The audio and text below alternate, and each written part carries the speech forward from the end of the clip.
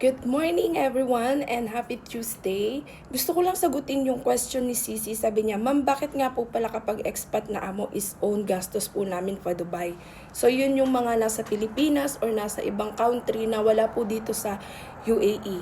Kasi po, first thing, yung mga client na mga foreigner, nandito na po talaga sa Dubai ang mga applicants na kinukuha po nila. Hindi po sila kumukuha sa ibang lugar katulad ng Saudi, Bahrain, Kuwait, and Philippines. Ang sa amin po, ang kinukuha ko lang din po is nandito lang din po talaga sa Dubai.